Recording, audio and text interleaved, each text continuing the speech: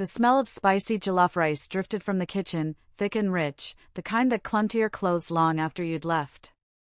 I stood barefoot on the cold cement floor, stirring the large pot with a wooden spoon that had lost half its shine from years of use.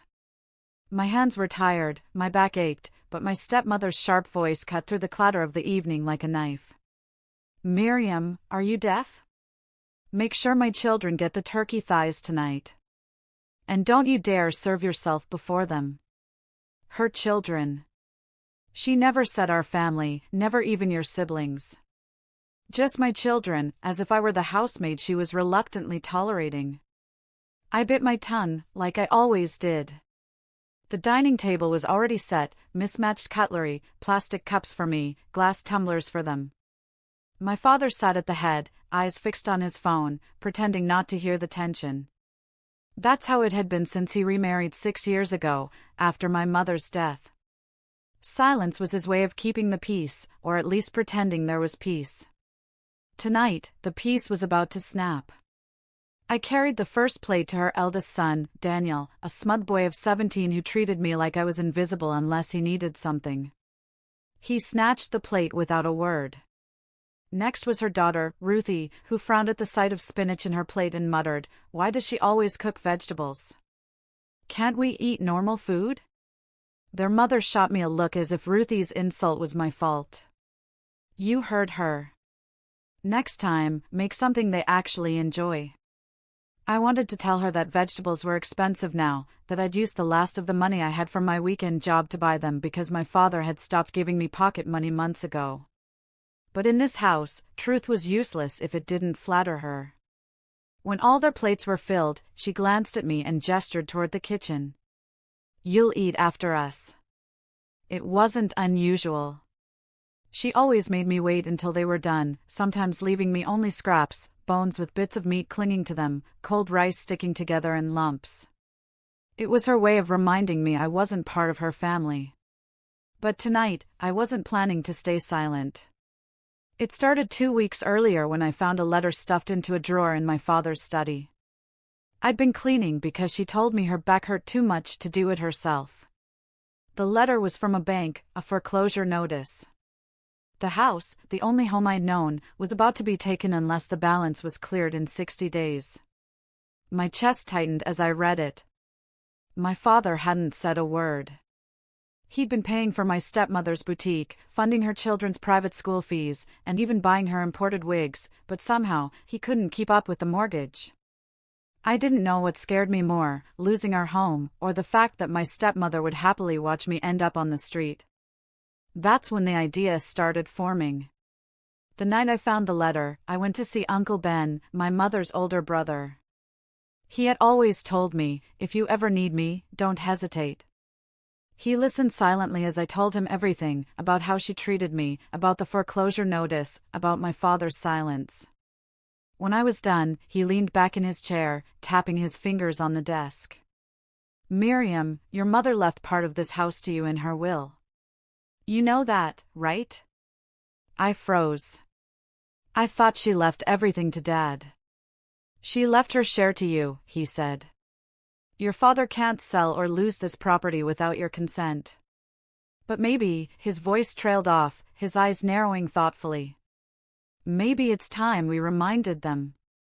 Over the next week, Uncle Ben took me to a lawyer, a tall woman with fierce eyes named Mrs. Okoye.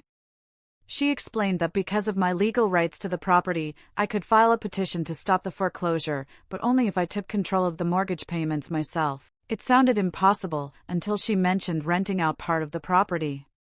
"You could evict anyone not on the ownership papers and lease the rooms," she said.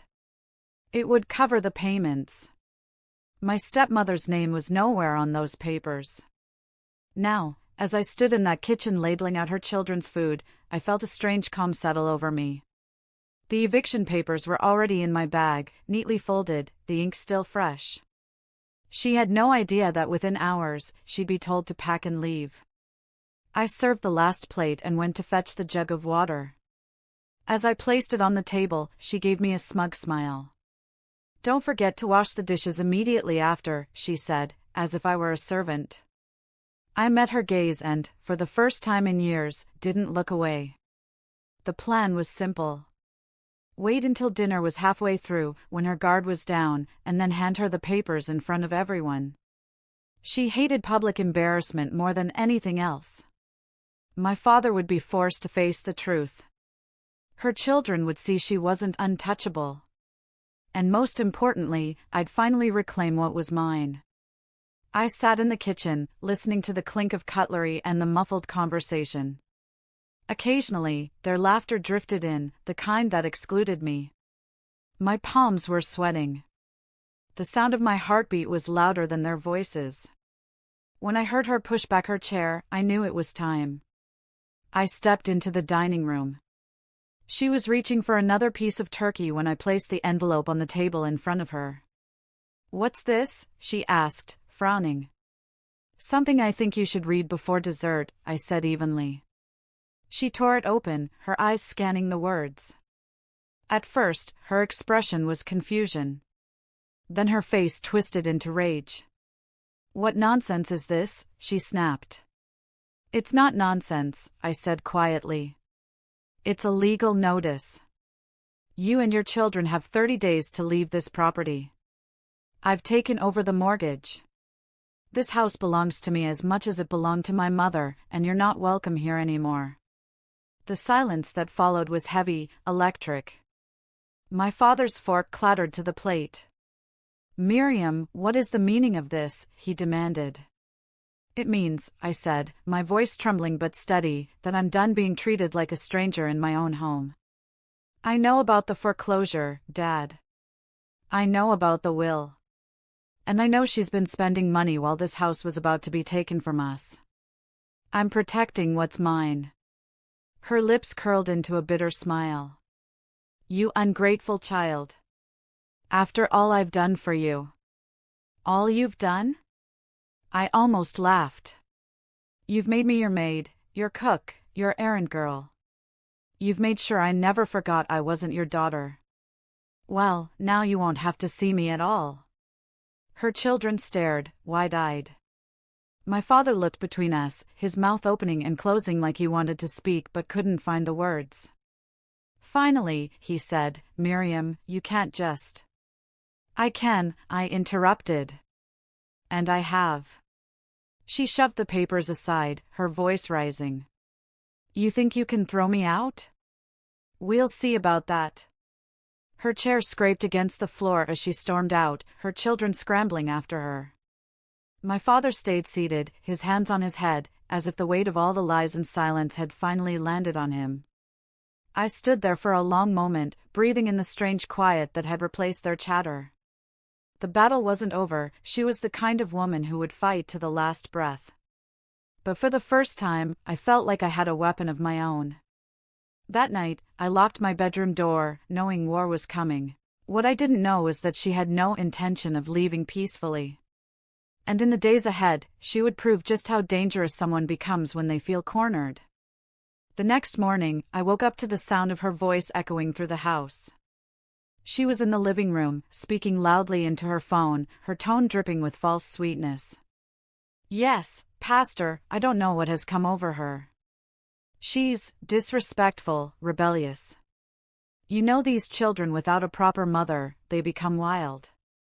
I've tried, oh, I have tried." She knew I could hear her. It wasn't a conversation, it was a performance. When I walked into the living room, she ended the call with an exaggerated sigh and looked at me like I'd just tracked mud across the carpet. "So you're awake," she said coldly. "Good. I've spoken to people who can handle this situation. You'll regret what you did." I didn't answer. That day, little things started going wrong. The key to my bedroom door was missing. The food I'd left in the fridge, the vegetables I'd bought with my own money, was gone. When I confronted her, she shrugged. "This is my kitchen. If you leave things here, expect them to be shared." By shared, she meant taken. My father avoided me completely, spending his evenings at his friend's bar. It was as if he thought that if he ignored the problem long enough, it would vanish. 2 days later, she escalated. I returned from the market to find the padlock on the main gate changed. My bag of groceries was heavy in my hand, but the heavier thing was the realization she was trying to lock me out of my own home. She stood inside the gate, arms folded, smirking. "This is my house while I'm still here," she said. "And I decide who comes in." "You can't keep me out," I said, my voice shaking. "Watch me," she replied. I called Uncle Ben immediately. By the time he arrived with 2 police officers, she was already on the phone, telling anyone who would listen that I had attacked her.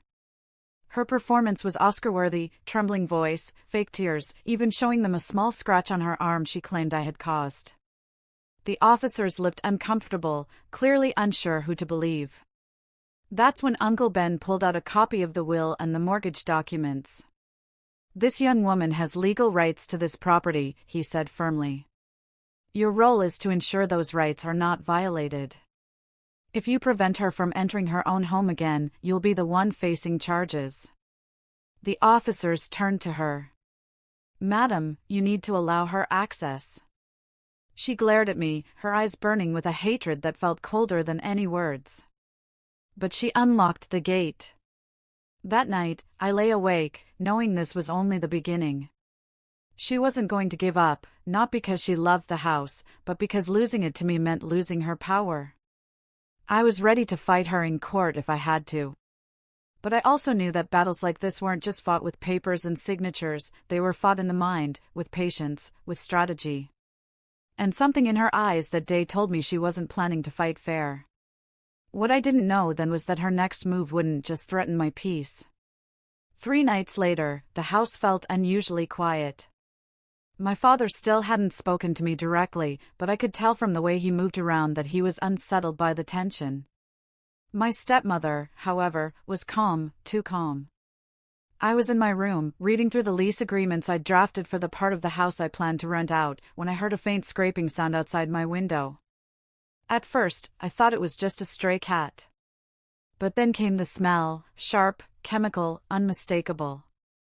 Kerosene. My stomach dropped. I pushed the curtain aside just in time to see her silhouette retreating into the shadows, a half-empty jerrycan in her hand. I ran to the corridor. "What are you doing?" I shouted. She turned slowly, her face illuminated by the dim hallway bulb. There was no guilt, no shame, just cold fury. "You think you can throw me out of my home?" she said. "If I can't have it, neither will you." My voice shook. "You'd burn it down? With your own children inside?" Her expression faltered for the briefest second, then hardened again. "They'll be fine. I was going to send them to my sisters tomorrow anyway. But you? You'd be left with nothing." The sound of Uncle Ben's car pulling up outside broke the moment. She froze, then tossed the jerrycan onto the floor, kerosene splattering across the tiles. By the time Uncle Ben stepped through the gate, she had transformed again, the trembling voice, the quivering hands. "She's accusing me of things I didn't do," she told him, pointing at me. "She's trying to ruin my life." But Uncle Ben had seen enough of her games. He took one look at the kerosene stains and said, "The only life you're ruining is your own." Within hours, the police were back. This time, it wasn't about access or rights, it was about attempted arson. She was taken away screaming, her children following behind in tears. My father stood in the corner, silent, watching the woman he'd chosen over me disappear into the night. When the gate finally closed behind the officers, the silence was almost suffocating. My father cleared his throat. "Miriam. I didn't know it had come to this." "Yes, you did," I said quietly. "You just didn't want to see it." He lowered his eyes. In the weeks that followed, I rented out the spare rooms to tenants who respected the space. The mortgage payments began to catch up. The house, my mother's house, was safe again. But the victory didn't feel sweet. Not entirely. Because here's the thing no one tells you, winning against someone who has spent years trying to break you doesn't erase the years they stole. It doesn't erase the moments you spent shrinking yourself just to survive. And sometimes, it doesn't even erase the love you wish you could have had from them. A month later, I saw her in the market. She was thinner, her boutique had closed, and she avoided my eyes. For a brief second, I felt pity. But I didn't go to her. Some people lose everything and learn. Others lose everything and stay the same. I'd learned. And I wasn't going back. Power built on cruelty will always crumble, but reclaiming your dignity is worth more than reclaiming any property. Sometimes, protecting yourself means letting go of the hope that certain people will change, and choosing to build the kind of life where you no longer need their approval.